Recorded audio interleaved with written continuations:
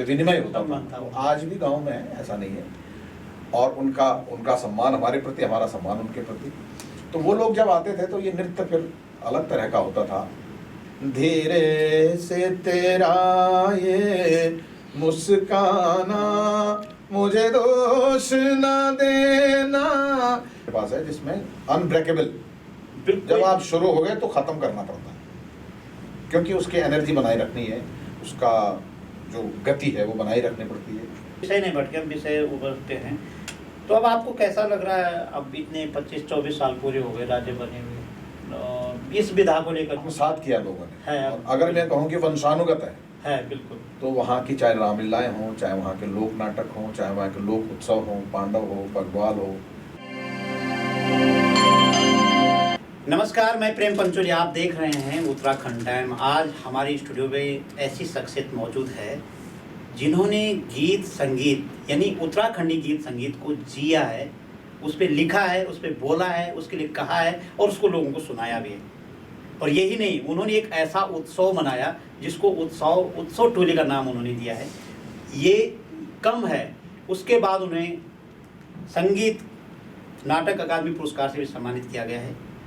आप associate professor हैं दून विश्वविद्यालय में नाट्य विभाग के, और तमाम चीजें हैं जो हम बातचीत में निकालेंगे। स्वागत है डॉक्टर राकेश भट्ट जी, आपका। बहुत धन्यवाद प्रेम पंचोली जी, और उत्तराखंड टाइम की शुरुआत के लिए सबसे पहले तो आपको बधाई है। Thank you. और मैंने 1-2 पॉडकास्ट आपके देखे हैं, आपका और भी न्यूज़ और तमाम तरह की इंफॉर्मेशन आपके जरिए देखी है, उसके लिए आपको बधाई, आपको पूरी टीम के लिए बधाई। Thank you sir. और कहाँ से शुरू करें सर? लेकिन मैं 30 सालों से, तो जब मैं छोटा था सुन ही रहा था कि डॉक्टर राकेश भट्ट, पहले तो राकेश भट्ट सुनाई देता था कि बहुत सुरीली आवाज़ है और बहुत अच्छा गाते हैं, कोई गढ़वाल यूनिवर्सिटी में है या श्रीनगर की तरफ है। तो कैसे शुरू करें, आप ही शुरू कर दीजिए। हाँ, बस शुरुआत तो जैसे सभी की होती है, पहाड़ी जनजीवन जिस तरह से शुरू होता ही है, कंदराओं में, खेतों में, खलिहानों में, चौक में, जंगल में। ये सब हमारे अपने घर के अलावा ये भी घर होते हैं पहाड़ों में। ये वर्कशॉप है हमारी, ये हमारी एक वर्कशॉप है और रिचार्ज होते हैं चलती फिरती। आज भी जब मैं गांव जाता हूँ तो अपने खेतों में, अपने जंगल, अपने धारे, यहाँ जाना नहीं भूलता हूँ, क्योंकि यहाँ जा करके ही ऐसा लगता है कि फिर से हम रिचार्ज हो रहे हैं। तो आप अगर शुरुआत की बात करें तो मैं हर पॉडकास्ट में मैंने ये बात कही है, आज आपके पास वही, मेरे पास कोई नया नहीं है कहने के लिए, कि जिस क्षेत्र का मैं व्यक्ति हूँ वो अपने आप में कला, संगीत और साहित्य की भूमि है। ऊखीमठ जो एक इलाका है रुद्रप्रयाग डिस्ट्रिक्ट का, केदारनाथ घाटी भी उसे कहा जाता है। जिस तरह से आप यमुना घाटी के वेल कल्चर्ड लोग हैं, उसी तरह केदारनाथ घाटी भी अपने आप में वेल कल्चर्ड है। वहाँ पर संस्कृत शिक्षा खासतौर से उसको बहुत प्रसिद्धि उसको मिली है, और अभी भी वहाँ पर संस्कृत शिक्षा के आचार्य गण आज भी अपने कर्म में हैं। और आप जानते हैं कि ऊखीमठ पंच केदारों में एक केदार ओंकारेश्वर मंदिर है। ओंकारेश्वर मंदिर एक ऐसी जगह है जहाँ पर भगवान केदारनाथ जी शीतकालीन गद्दी के लिए वहाँ विराजते हैं। उसे चित्रलेखा की भूमि भी कहते हैं। चित्रलेखा एक हमारी इतिहास में एक ऐसा कैरेक्टर है जो आर्टिस्टिक एक महिला थी, और जिसे आज के दौर में जिसे फाइन आर्ट कहा जाता है, ललित कलाओं की वो ज्ञाता थी। चित्रलेखा बेसिकली उषा अनिरुद्ध का विवाह स्थल है ऊखीमठ में, जो उनका विवाह मंडप भी बनाया गया। अगर आप कभी गए हों या आप जाएं तो आप अवश्य देखिए। अनिरुद्ध थे कृष्ण के पौत्र, उनकी प्रेमिका थी उषा, और उनका विवाह हुआ उषा अनिरुद्ध का ऊखीमठ में। और उषा की सहेली थी चित्रलेखा। अच्छा, तो चित्रलेखा की कर्म भूमि रही ऊखीमठ में, या ऊखीमठ का जो इलाका है।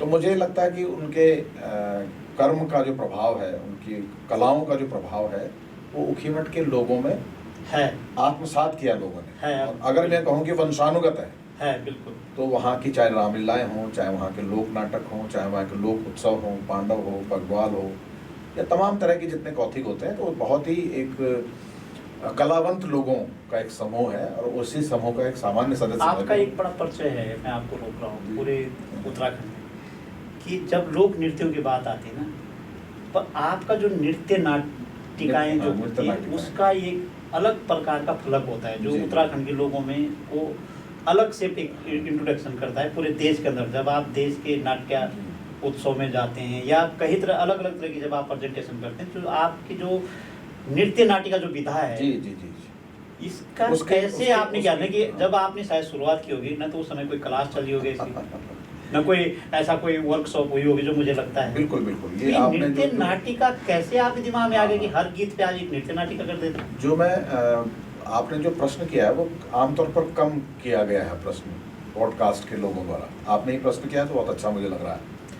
आप कहते हैं कि वो एक अलग तरह की नृत्य नाटिकाएं होती ये आपकी अलग से पहचान है डॉक्टर राकेश भट्ट जी जी जी। कि अगर नृत्य नाटिका की जब बात आती है तो कोई जवाब नहीं, लोगों के पास कोई जवाब नहीं है, जितने भी इस विधा से। शुक्रिया, आपने ये बात पहचानी है। और अंग्रेजी में उस प्रथा को बैले कहते हैं। अच्छा। बैले फॉर्म हमारे यहाँ बहुत ही इंडिजीनियस है, मतलब वो एक विलुप्त होती हुई एक प्रथा है। जैसे आपने पद्दी बेड़े सुने होंगे। हाँ। बेड़ों का जो नृत्य हुआ करता था बहुत ओरिजिनल फॉर्म में होता था। अच्छा। वो वहाँ भी जैसे आप कह रहे हैं उनके ना कोई ट्रेनिंग होती थी ना कोई क्लास होती थी, लेकिन वो उनके जेनेटिक प्रोसेस में था।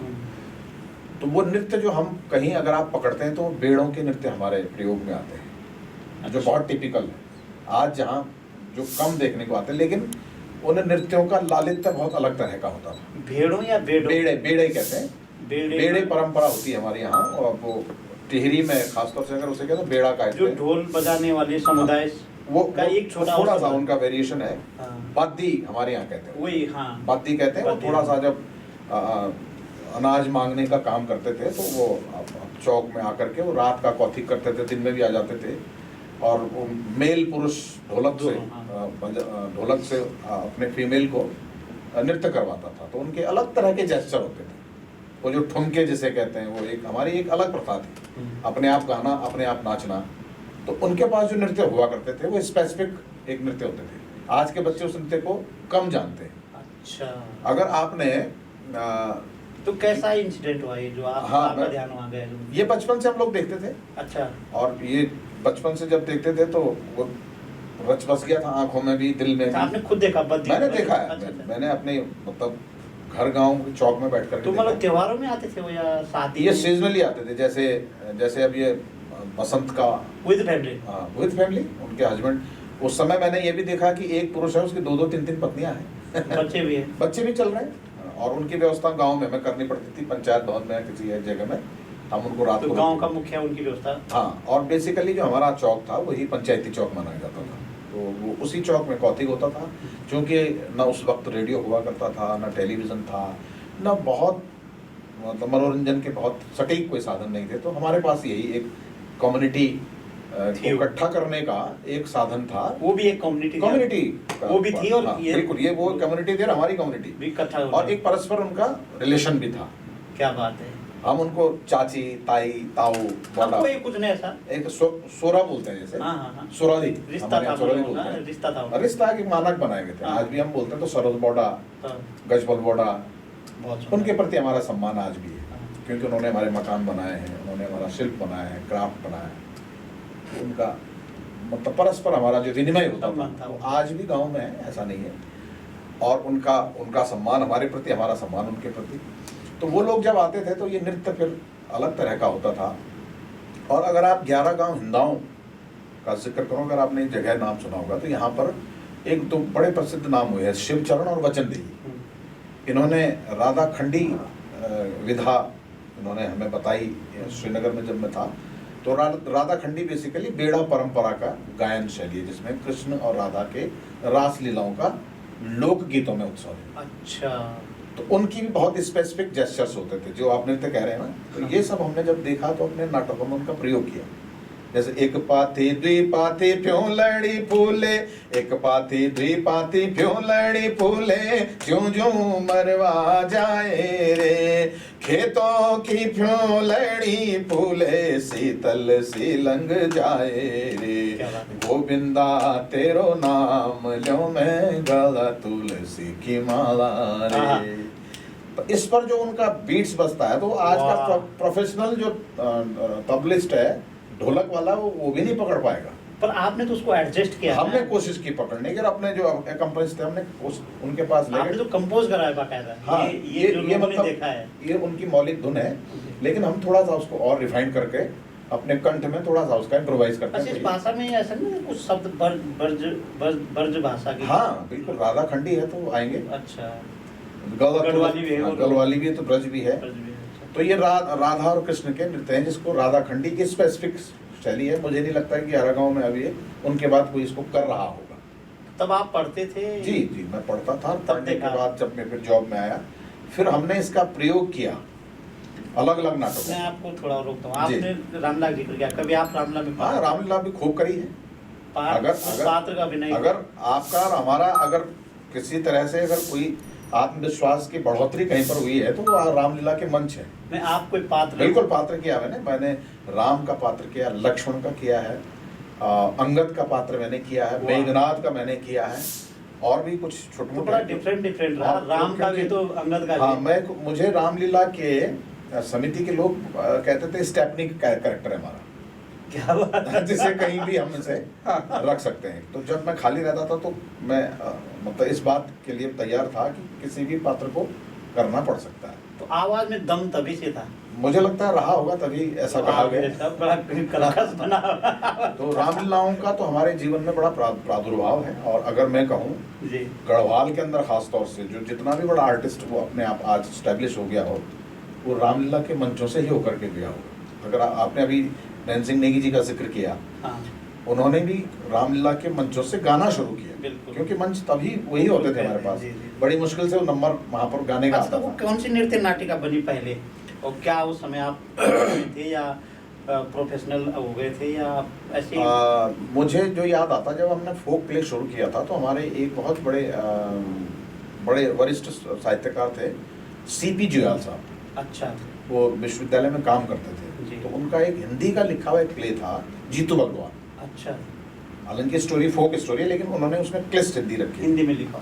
अब हिंदी रखने का उद्देश्य उनका था कि थोड़ा बड़ा फलक मिले। हाँ, ठीक है। नॉन हिंदी, तब हम उत्तराखंड में नहीं थे, उत्तर प्रदेश में थे। अच्छा, तो बहुत से लोग उत्तर प्रदेश के, बिहार के, हम लोग एक कम्युनिटी में ये रहते कब की बात रही होगी? थे। ये 98 या 97 के आसपास की बात है। जी, जी, तो उस प्ले के डायरेक्टर थे डॉक्टर प्रकाश नौटियाल। जी, शेलनेट एक संस्था आपने सुनी होगी। जी। तो उन्होंने उसके लिए ये ढूंढना कोशिश की कि इसके जो फोक सॉन्ग्स हैं, नृत्य हैं, कैसे इसमें तैयार किए जाएं। तो उनको पता चला कि मैं इस नृत्य के बारे में थोड़ा जानता हूँ, गीत के बारे में थोड़ा जानता हूँ। तो वो लोग आए मेरे पास में। फिर मैंने उसको, वो जो आप कह रहे हैं, वो बगद्वाल का ट्रेडिशनल डांस मैंने उसमें रखा, और इत्तेफाक से बगद्वाल का रोल, मतलब जो चीफ कैरेक्टर है, वो भी मैंने किया। अच्छा, तो उसमें हमारे यहाँ स्पेसिफिक नृत्य है बगद्वाल का, जो कम लोग जानते हैं। अच्छा, वो कैसा है, थोड़ा गा के सुनाएंगे आप?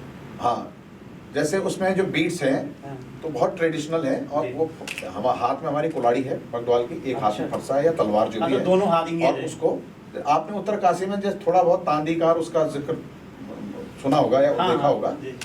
तो हमारे यहाँ बगद्वाल जब गाते हैं, जीतू ते शोभनु छाया गरीबा का बेटा, माता तेसु मेरा छई दादी प्योली जैसु, दादाजी कुंजर छाया छुट भूला सोबनु, छुटी भूली सोबनी छये रतुड़ा कठुड़ा। तो इसमें बीट भी वही बजाई? बीट बेचती है, और जब वो हाँ, हाँ। बगद्वाल जब नाचता तो क्या बात वो है। पीछे हाथ रख के एक हाँ, फरसा हाँ। घुमा के, और वो जो एक सर्टेन जेस्चर जो हाँ, होता हाँ, है, क्या वो बात बड़े विजुअल जब हाँ। आता तो उसका गीत का भी और नृत्य का भी एक अलग आनंद है। तो हमारे जो आप कह रहे हैं कुछ गीत नाटकों में जो हमारी स्पेसिफिक होती है, वो हमने वहाँ से उठा के मौलिक रूप से रखा है, उसको थोड़ा सा बड़े फलक पे किया है। तो बस ये यहीं से हमने जहाँ जहाँ भी, अगर आप हमारे नंदा की कथा का देखिए, जीतो बगद्वाल का देखिए, बबरू वाहन पे हमने एक नाटक किया, बरबरीक करके, भवरीक हमारे यहाँ बोलते हैं, उसके नाटक देखिए, द्रुपदा की लाज हमने एक नाटक किया, उसके नृत्य देखिए। तो बहुत से जितने भी फोक प्ले हमारे हैं, वो हमने मौलिक रूप से कम्युनिटी से उठा करके अपने नाटकों में रखे हैं, इसलिए वो स्पेसिफिक हो गए हैं। क्या बात। तो ये हमारी मैं सवाल वहीं वापस रुक रहा ना जी। कि वो जो नृत्य नाटिका है, मतलब ऐसा कोई घटना घटी कि आपको लगा, नहीं तो आप तो विश्वविद्यालय में आगे थे, शास्त्रीय संगीत और बहुत सारे इंस्ट्रूमेंट बहुत सारे, देखिए पंचोली साहब, शास्त्रीय संगीत पे बहुत से लोग काम कर रहे हैं। तो आप मतलब कोई घटना घटी कि आपको लगा कि नहीं यही करना जी है? घटना मैं बताता हूँ। जी। एक बार जब हम एक किसी आर्मी के प्रोग्राम में हम लोग गए, अच्छा और ये बात है रुड़की की। अच्छा। क्योंकि आर्मी में तो सभी मल्टी डिसिप्लिनरी पूरे देश के लोग होते हैं, वहाँ पर कुछ हमारे पहाड़ी अफसर थे। ये मैं अपनी बात बता रहा हूँ, ये 95 की मैं बात बता रहा हूँ। अच्छा 1995। और मैं आपको बताऊँ, उससे पहले मैं गज़लें गाता था। अच्छा। थोड़ा सा हिंदी नाटकों, हिंदी डायलॉग बोलने का मुझे अंतिम पेशकश गजल से होगी। आज भी है, गजलों का गाने का शौक है, लेकिन वो नहीं, हमारे इस कार्यक्रम का अंतिम पेशकश गजल से होगी। सिर्फ शौक है। जी जी। तो एक अफसर मेरे पास आए रुड़की के, रुड़की में कहीं कार्यक्रम था वो, उनके कैंप एरिया में। तो उन्होंने कहा, आप लगते तो नहीं हैं पहाड़ी?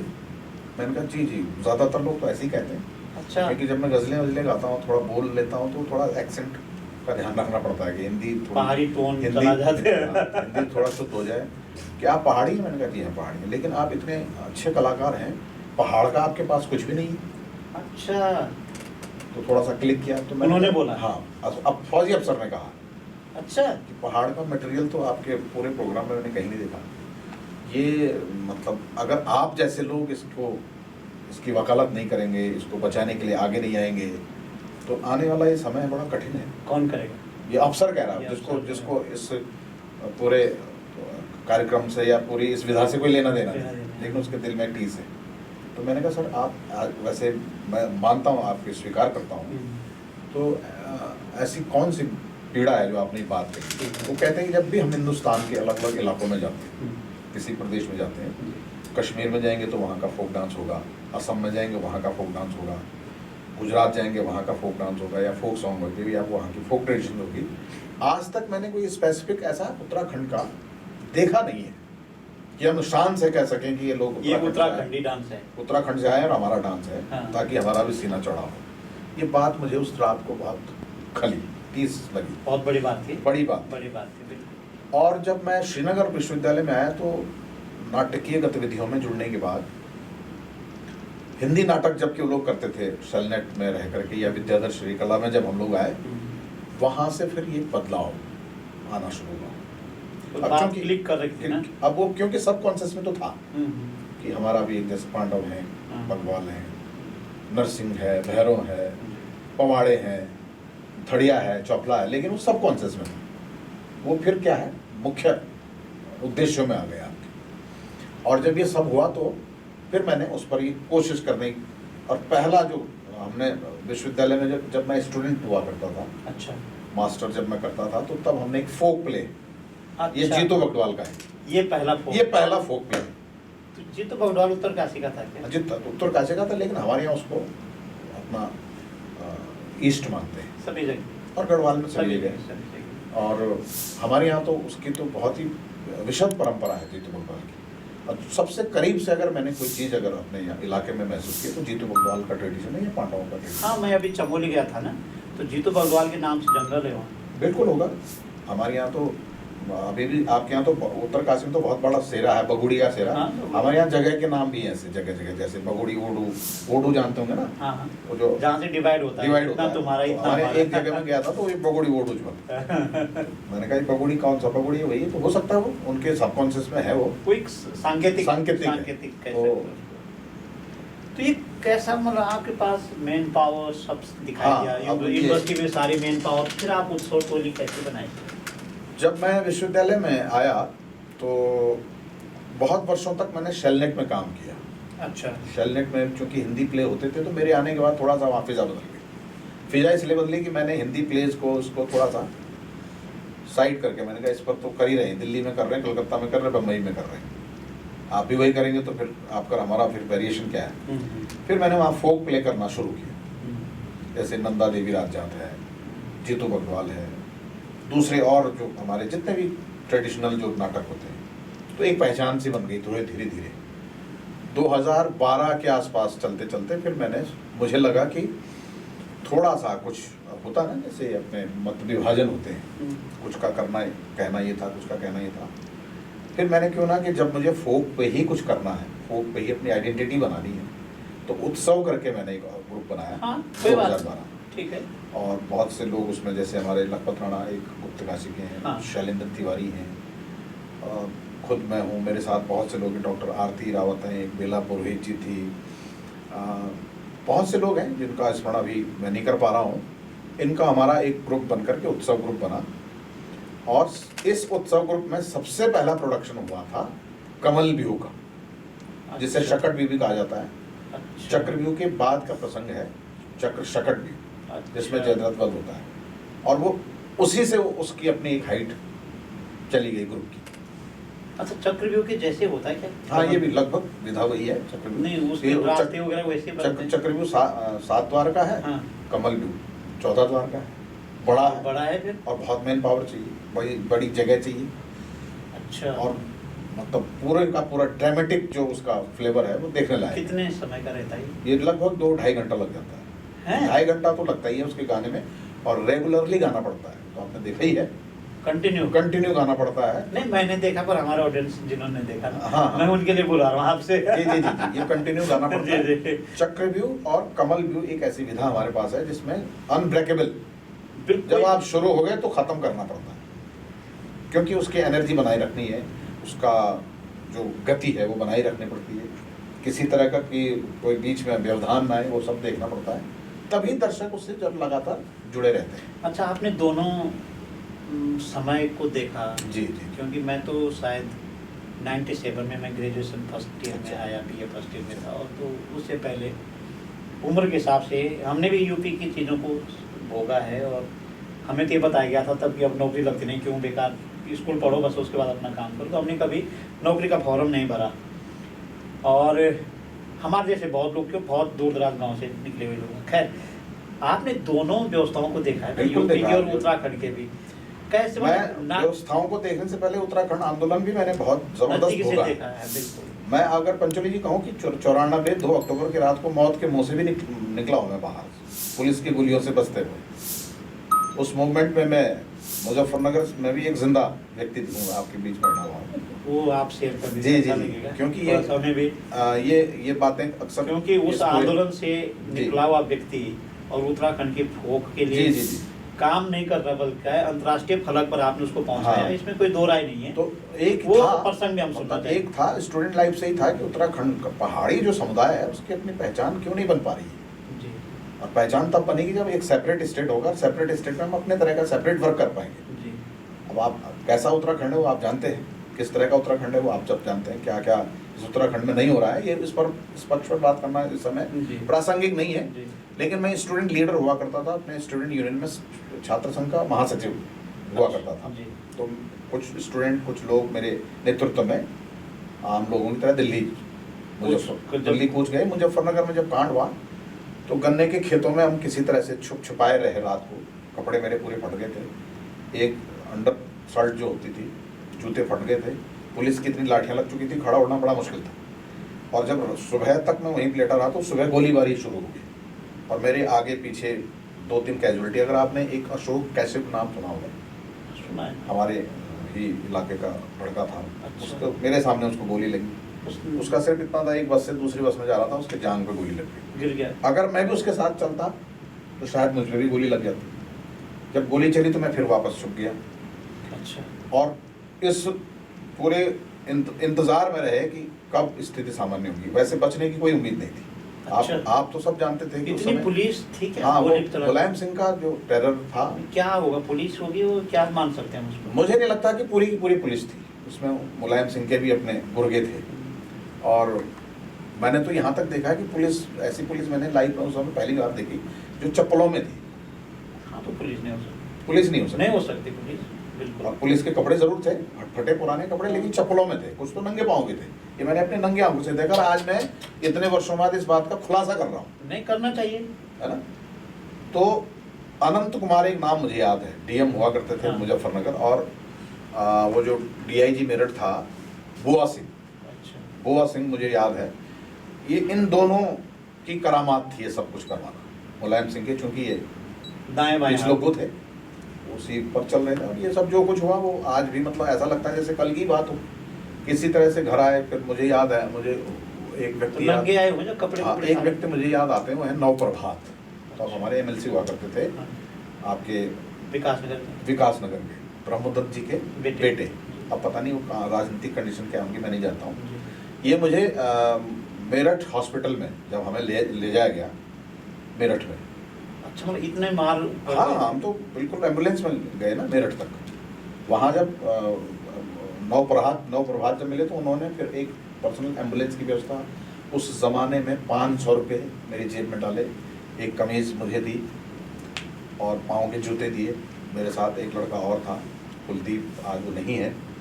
हम लोग फिर दून हॉस्पिटल में भर्ती हुए और घर में तो ये मातम मनाया जा रहा था कि गए। अच्छा, लेकिन वो क्या था कि अखबार से एक कनेक्शन था, बस अखबार चल रहे थे। चलो भाई। आपको पता है कि मुलायम सिंह ने सारी टेलीफोन कनेक्शन सारी उत्तराखंड के सब काट दिए थे। तो मेरे माँ जी पिताजी इस बात का मातम मना रहे थे कि मेरे लड़के की डेड बॉडी आ जाए। लेकिन जब मैं जिंदा घर गया तो उनको यकीन ही नहीं आया। सिर्फ इतना हुआ कि मैंने अखबार में एक पत्रकार थे, उनका मैं आज भी सलाम करता हूँ। उन्होंने कहीं एक जिक्र कर दिया एक लाइन में कि राकेश भट्ट दून हॉस्पिटल में है, भर्ती हैं, और उन्होंने ऐसा ऐसा कहा। और वो अखबार जब मेरे पिता के पास गया तो थोड़ा राहत की सांस उन्होंने ली। और जब मैं जिंदा घर गया तो फिर आप समझ सकते हैं कि जिस आदमी की डेड बॉडी की प्रतीक्षा हो रही है वो जिंदा घर जा रहा है, तो माँ बाप। फिर उसके बाद फिर उसकी प्रताड़ना अलग हुई पुलिस की। फिर मैं ननिहाल में छुपा रहा कुछ दिनों गांव में छुपा रहा।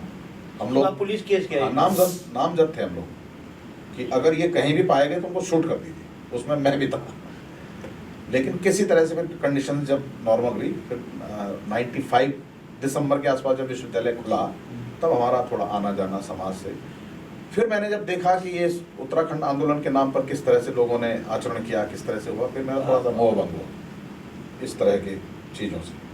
होना ही है, स्वाभाविक है। और जब अचानक 2000 में उत्तराखंड मिला अटल बिहारी वाजपेयी के समय में, फिर यहाँ किन लोगों ने राज किया, कैसी व्यवस्थाएं हुई, तब से अब तक जो गर्द यहाँ है, जितनी गंदगी राजनीति के नाम पे, व्यवस्थाओं के नाम पे, युवाओं के साथ जो छलावा हो रहा है और संस्कृति के नाम पर जो छलावा हो रहा है, उसको देख के कभी कभी मन व्यथित होता है। सब सत्ता की लड़ाई लड़ी। सत्ता वो जो है ना, मंजिल उन्हें मिली जो शरीके सफर न थे।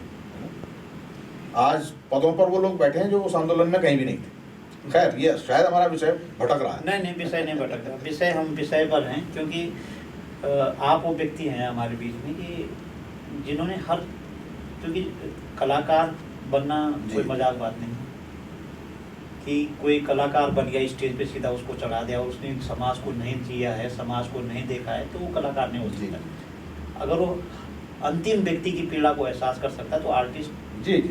और हमारे रंगमंच में उद्देश्य भी यही है कि हम पीड़ाओं को दर्ज करें। बिल्कुल, तो ये बहुत बड़ी बात है। और खैर, हम विषय नहीं भटके, हम विषय उभरते हैं।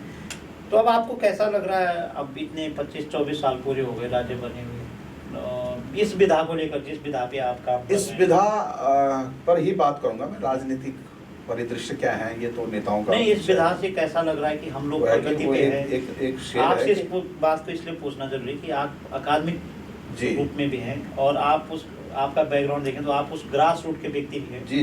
दोनों चीजों को आपने देखा है। वो एक शेर है ना उनका, अकबर नजीराबादी का, जी, कि उनका जो काम है अहले सियासत वो वही जाने, मेरा पैगाम मोहब्बत है जहाँ तक पहुँचे। बिल्कुल। तो हम तो इस काम से मोहब्बत, प्रेम और स्नेह बांट रहे हैं, और जहाँ जहाँ बंट सके, क्योंकि संस्कृति अंततः एक ऐसा आखिरी सूत्र है हमारे पास, जब सब कुछ खत्म हो जाए और हम सांस्कृतिक सूत्र में बंधे रहें तो समाज फिर से वापस लौट सकता है। तो इसलिए हम इस कर्म में हैं, और एक ऐसा मंच है जहाँ पर हम अपनी पीड़ाओं को, अपनी वेदनाओं को, संवेदनाओं को, घटनाओं को, परिघटनाओं को मंच पर अलग अलग तरह से उकेर सकते हैं। तो मंच पर उकेर सकते हैं। किस तरह के आप पाठ्यक्रम में भी इसको जोड़ते हैं? जी किस तरह से करते हैं? अभी मैं दून विश्वविद्यालय में, आपको पता है, आपने जैसे परिचय दिया, वहाँ पर प्रोफेसर सुरेखा डंगवाल जी जो कुलपति, उनके प्रयासों से ये पिछले 4 वर्ष पूर्व ये विभाग खुला। अच्छा। और 4 वर्षों में हमने उल्लेखनीय काम किया है जी। तो दो बैच तुमने पास आउट कर दिए हैं। अच्छा जी, 2 बैच पास आउट हो गए, और अच्छा लगता है सुनकर कि हमारे वो बच्चे कहीं ना कहीं किसी न किसी तरह से नहीं, जो काम जिनको करते आप MA theatre master in theatre study हाँ। फोक परफॉर्मिंग आर्ट करके हम लोग तो उसको डिग्री देते तो हैं। उत्तराखंड के फोक को लेकर के उसमें कुछ हाँ, उसमें 60% जो पार्ट है, 60% जो भाग है वो उत्तराखंड का फोक है। उसमें अच्छा। गढ़वाल है, कुमाऊं है, जौनसार है, उत्तरकाशी है, रवाई है, पूरा, जौनपुर, हाँ, मतलब उत्तराखंड जितना भी उत्तराखंड का जो ट्रेडिशनल फोक है। जी। और उसके अलावा भाषाएं भी पढ़ाई जाती हैं, गढ़वाली, कुमाऊनी, जौनसारी।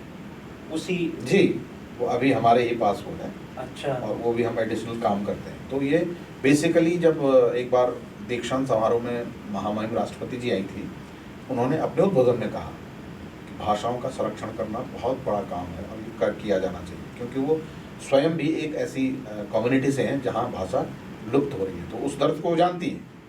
हाँ, आज हम भी उस दर्द को झेल रहे हैं। बिल्कुल। वो समय बहुत नज़दीक आने वाला है जब हमारी भाषाओं को बोलने वाला, बोलियों को बोलने वाला कोई रहेगा नहीं। तो इसमें आप सिर्फ थिएटर में इस्तेमाल करते हैं पहाड़ी फोक को, या आप अलग से सर्टिफिकेट कोर्स है ऐसा कुछ? नहीं, अभी मास्टर कोर्स है और अच्छा। भाषा का NEP करके न्यू एजुकेशन पॉलिसी में हमारे एक इलेक्टिव कोर्स होता है। अच्छा। हमने एक चयन के लिए विद्यार्थियों को दिया है कि अगर आप बोलियों को पढ़ने का अगर आपका मन है, इनमें गढ़वाली, कुमाऊनी, जौनसारी कुछ भी आप चूज कर सकते हैं। माना कोई पढ़ना चाहे वहाँ, तो उनको क्या बिल्कुल। करना पड़ेगा? देखिए, हमारे 2 तरह के प्रोग्राम हैं। जी एक तो इंटरनल जो जिन्होंने एडमिशन लिया है, जी। एक हमारा वो जो बाहर का जो जिसको अनौपचारिक कार्यक्रम कहते हैं, इंटरडिसिप्लिनरी। आप चाहें तो आकर के हमारी कक्षा में बैठ सकते हैं। तो आपका उसका कोई- सर्टिफिकेट मिलेगा? वो उसका एक डिप्लोमा हम देंगे, अच्छा, उसका डिप्लोमा देंगे, सर्टिफिकेट देंगे हाँ ठीक है। कि इन्होंने हमारी क्लास अटेंड की है, वर्कशॉप अटेंड की है। ऑथेंटिक जो हमारी अधिकारी होंगे वो आपको 3 महीने का, 1 महीने का, जितना भी आप शॉर्ट टर्म। उनका सर्टिफिकेट देंगे। तो आप वहाँ पर आकर के वर्कशॉप कर सकते हैं, ट्रेनिंग ले सकते हैं, और आप एक अच्छे रिसोर्स पर्सन हैं तो आप हमारे विद्यार्थियों को बता दे भी सकते हैं हाँ, जो नॉलेज है। तो ये रंगमंच की यात्रा तो रुकेगी नहीं, हाँ, ये तो आबाद है जब तक जीवन लेकिन है। हमने ये सुना कि जब आप पहाड़ी फोक पर जब आप वापस गाते हैं तो जो चिड़िया उड़ रहे होते हैं वो थोड़ा रुक जाते हैं आपको सुनने के लिए। पता नहीं, अब ये आपने सुना होगा, लेकिन मैंने चिड़िया को कभी ऐसा ध्यान नहीं दिया कि चिड़िया रुकी है। नहीं, दर्शक लेकिन ना, हाँ। दर्शकों की नजर रहती है आप पे भी रुक पड़े ना, तो जब आप गाते हैं ना हाँ। तो उड़ती हुई चिड़िया भी रुक जाती है। हाँ, ऐसा मैंने महसूस किया है कि जब हमारे फोक प्ले जब शुरू होते हैं और उनमें में कोशिश मेरी ये रहती है कि परंपरागत संगीत हो।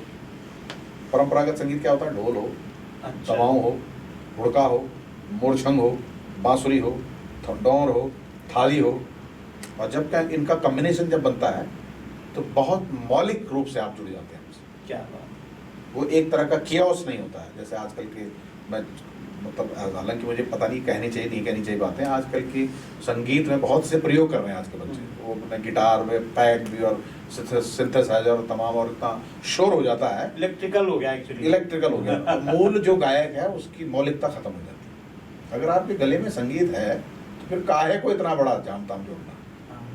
वही 100 इंस्ट्रूमेंट तो हमारे गले में होते हैं अगर आप अच्छे गायक हैं। तो जब जरूरत नहीं आपसे होती। बात करते हैं लोग ना, तो आप कैसा लगता है? आपको मन में तो आता हो यार ये लाइन तो मैं सुनाई देता हूँ। हाँ हाँ, कई बार आता कई बार। है। जी जी। तो अब ऑडियंस का जब रिस्पांस देखता हूँ मैं स्टेज में, क्योंकि लाइव होता है सब कुछ, तो लोग अपना मोबाइल भूल जाते हैं, बातचीत करना भूल जाते हैं, ये भी भूल जाते हैं मेरे अगल बगल कौन है। अभी हालिया अभी नैक के लिए हमने जब एक प्रोडक्शन किया नंदा का था, अच्छा तो वहाँ पर साहित्य अकादमी से अवार्ड एक प्रोफेसर भल्ला आई थी। अच्छा। इत्तेफाक से पंचोली साहब, ये मेरा सौभाग्य ही है या संयोग है, वो भल्ला मैडम जो है वो जब संगीत नाटक अकादमी की जो ज्यूरी बनी उसकी वो मेंबर थी। उस दौरान आपको जी, अवार्ड हुआ था? वो ज्यूरी थी वो। अच्छा, वो ज्यूरी में जिन्होंने सिलेक्शन किया मेरा। अच्छा, वो ज्यूरी में थे उस और समय। जब उन्होंने कहा कि मैं इनको जानती हूँ, डायरेक्टर जो है, अच्छा। हालांकि ये मुझे नहीं जानते हैं, हाँ। थोड़ा सा मैं आश्चर्यचकित था। फिर मुझे कॉल आई, हाँ जहाँ विज्ञान भवन के आगे ये मुझे मिली थी और इन्होंने बधाई दी थी। मैंने इनके चरण स्पर्श किए थे, मैंने उनके चरण स्पर्श किए, तो उन्होंने खुले शब्दों में कहा और बच्चों को भी कहा कि देखिए कि जो प्रेजेंटेशन है, प्रोडक्शन का जो प्रेजेंटेशन है वो कैसा होता है, ये डॉक्टर भट्ट से सीखिए। क्या बात है।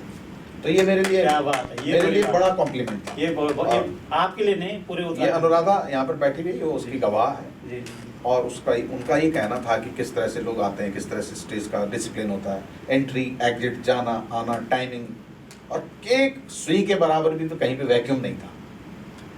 मतलब जब शुरू हुआ तो सीधे खत्म हुआ। तो ये बात क्या होती है कि प्रेजेंटेशन के लेवल पे ये इम्प्रेसिव होती है। आप दर्शकों को इम्प्रेशन कैसे देते हैं, जब आप इस तरह का महीन काम करते हैं नाटक। हाँ बिल्कुल। और वैल्यू एडिशन लगातार आप करते रहें तो इसमें वैल्यूज एडिशन भी जोड़ते रहें। तो आपके मुंह से सुनना चाहते हैं हमारे दर्शक ना वो। हाँ, बहुत बहुत कुछ है सुनाना है, तो फोक सुनाना है आपको। फोक का सुनाएं या आप उसको सुनाएं कि जीतू बग्वाल जब अपनी शादी को मिलने जाता है उस बीच में जो आप गाते हैं ना वो वाला जो होता है। हाँ, वो विलंबित एक उसमें गाते कुछ भी मतलब कोई ऐसी बात नहीं जो आपको आराम से जो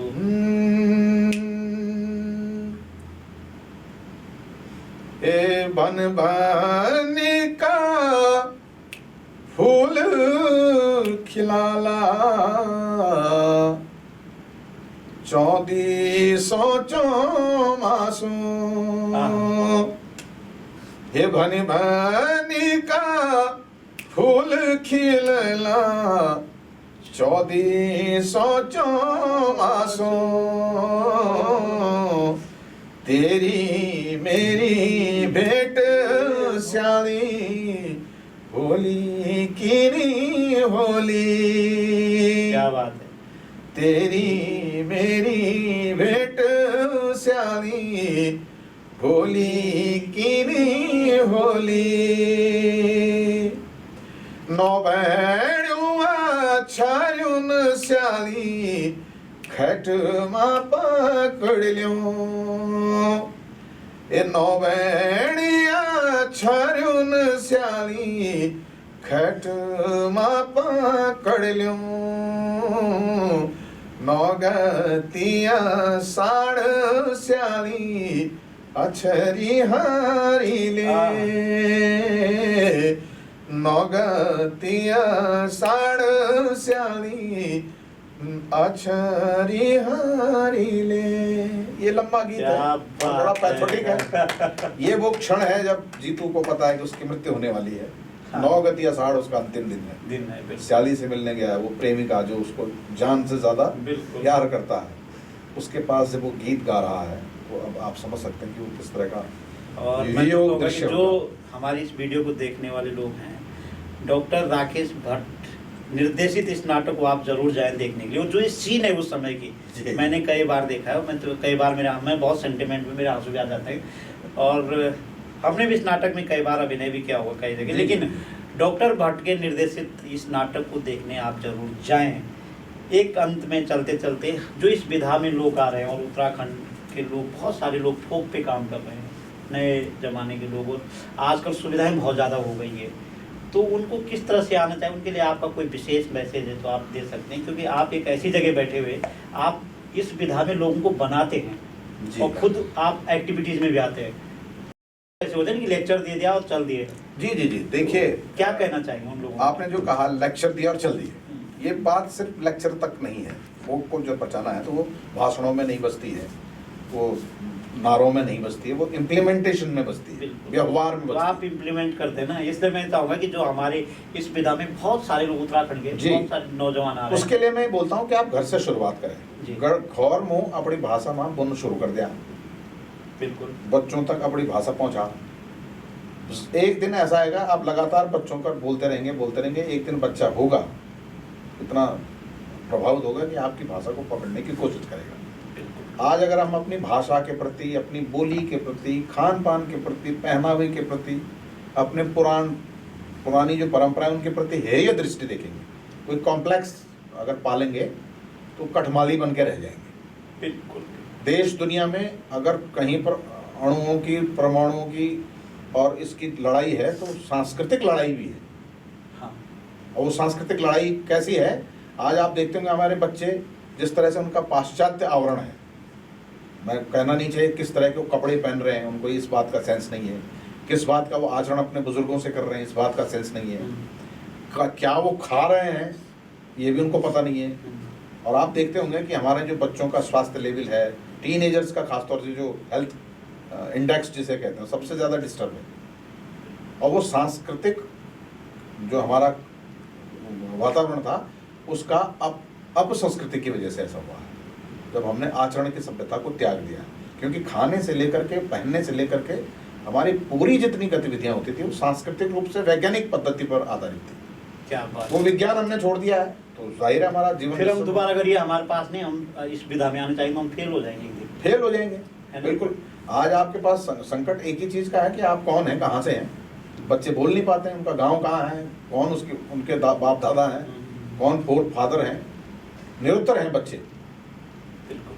तो आप क्या जवाब देंगे? संसार में यही पूछा जाएगा आपसे, ये पूछा जाएगा। और आपको पता है कि जब आप किसी पॉडकास्ट पे या इंटरव्यू, आपने तो दुनिया भर की टेलीविजन में सब चीज़ें आपके साथ हुई हो, जब आपने वहाँ बोला होगा कि मैं तो गजल गाता हूँ, उन्होंने तो आपको छोड़ा है। गजल आपको छोड़ेंगे तो नहीं। ऐसा है, अगर गजल का आपने अंतिम पेशकश आप जो है, क्योंकि समय हाँ, भी जी। ऐसा कुछ कह रहा है, दोबारा आपके साथ हम गजल बैठेंगे। को भी एक तरह से मैं फोकलोर की तरह लेता हूँ। अच्छा वो किसी एक एरिया विशेष का प्रॉपर्टी नहीं है। जी। गजल क्योंकि साहित्य की, जिस तरह की रंगमंच एक साहित्य की एक बड़ी विधा है, गजल भी साहित्य की, शेरो शायरी की एक विधा। रिप्रेजेंटेशन की एक बड़ी विधा है, विधा है। जिसमें आप उसके बोलों को जी। पकड़ते हैं, उसके शब्दों को पकड़ते हैं, जी। उसके मीनिंग को पकड़ते हैं। और ख़ासतौर से गज़ल गायक जिस तरह से उसमें फिर कारीगरी करते हैं, जी। उनमें राग डाल करके, हाँ। गायकी से, अपने गले से, एक्सप्रेशन उनका जो मतलब उसको एक कह सकते हैं कि वो मैस्मराइज करते हैं। हाँ हाँ वो एक अलग तरह का, उसको अलग। पसंद करने वाले कुछ अलग तरह के लोग होते हैं। तो जो गज़ल पसंद करता होगा हाँ। वो निश्चित है वो फोक भी पसंद करता होगा। आप अगर गुलाम अली को सुनेंगे तो गुलाम अली ने उतना ही फोक गाया है पंजाब का, हाँ। और उतना ही गज़ल गाई है। गजल गाई है, बिल्कुल। नुसरत साहब ने उतना ही फोक गाया है, उतनी ही गज़ल कव्वाली गाई है। मेहंदी हसन साहब राजस्थान के रहने वाले, बाद में पाकिस्तान गए, उन्होंने गज़ल से ज़्यादा फोक गाया है। ये कम लोग जानते होंगे। हाँ, कब लोग तो जितने ये नामी कलाकार हैं, ये बेसिकली फोक सिंगर हैं। क्या बात है।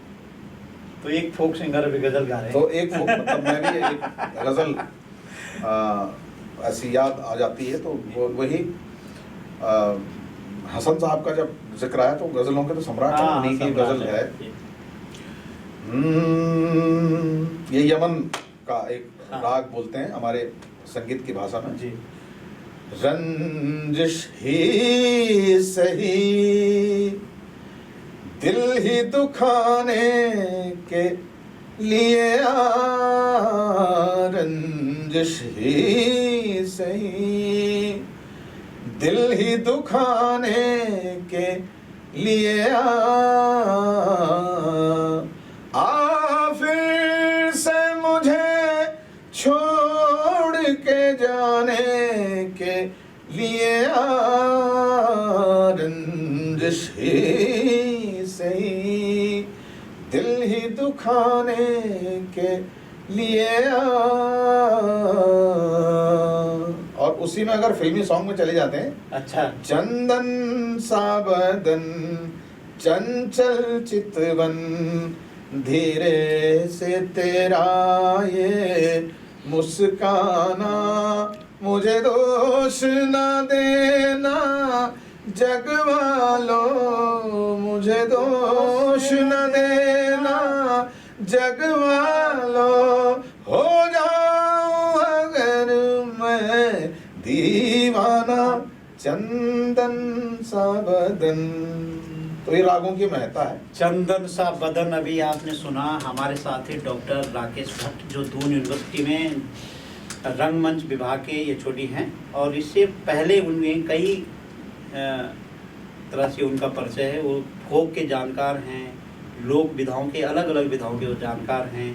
संगीत नाटक कला अकादमी पुरस्कार इसलिए उन्हें दिया गया कि उन्होंने फोक को जिया और फोक को एक जगह पूरे देश के अंदर स्थापित किया है और बताया कि उत्तराखंड का फोक कैसा होता है। इसलिए उन्हें संगीत नाटक कला अकादमी पुरस्कार से सम्मानित किया गया है। ऐसे राकेश भट्ट से हम दोबारा मिलेंगे। इसके बाद जो हम दूसरी कड़ी आपके पास ला रहे हैं, वो कड़ी भी कुछ ऐसी ही खास शख्सियत की होगी। अनुमति दीजिए। नमस्कार।